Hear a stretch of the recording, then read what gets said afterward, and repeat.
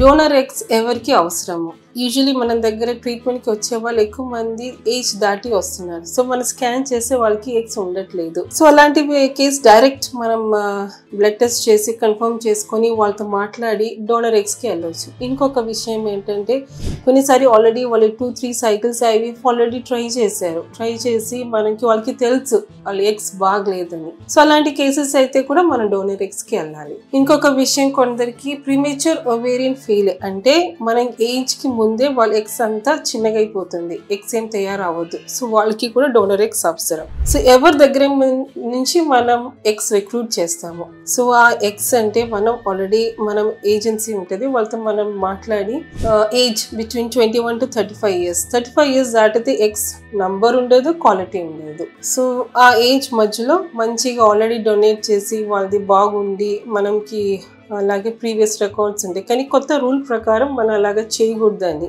Rules మారాయి. ఇంతకు ముందు అయితే వాళ్ళు అలాగే చేసేవాళ్ళు. సో ఒక సింగిల్ డోనర్ ఒక్కసారి డొనేట్ చేసుకోవాలి. వాళ్ళ ఆధార్ కార్డ్ మనం తీసుకుంటాము. సో ఎందుకంటే అది వాళ్ళ హెల్త్ కి ఎఫెక్ట్ అవుతుంది కాబట్టి గవర్నమెంట్ కొత్త ART రూల్స్ అలాగే పెట్టారు. ఇంకొక విషయం, మనం ఒక డోనర్ వస్తే వాళ్ళది ఏజ్, వాళ్ళ బ్యాక్గ్రౌండ్ ఏంటి స్కాన్ చేసి మెడికల్ టెస్ట్, ఏదైనా జబ్బులు ఉన్నాయా అన్నీ టెస్ట్ చేసి చూస్తాము. అన్నీ ఓకే, ఏదైనా అడిక్షన్స్ కానీ అన్నీ చెక్ చేసి బ్లడ్ గ్రూప్స్ కూడా వీలంత వరకు మ్యాచ్ చేసి మనం సెలెక్ట్ చేస్తాము. ఏజ్తో పాటు వాళ్ళకి ఆల్రెడీ ఒక బేబీ ఉండాలి, హెల్తీ బేబీ. సో ఒక హెల్తీ బేబీ వాళ్ళకి ఆల్రెడీ వచ్చింది కాబట్టి ఈ ఎగ్స్ ద్వారా మనకి హెల్తీ బేబీసే పుడతారు. అయితే మన డోనర్ ఎగ్స్ హస్బెండ్ స్పర్మ్ వాడతాము. స్పర్మ్ ఎలాంటిది మనం చెప్పలేము, కానీ అది మనం మిక్స్ చేసి మంచిగా మన మార్ఫాలజికలీ మంచిగా అనిపిస్తే అది ఓకే.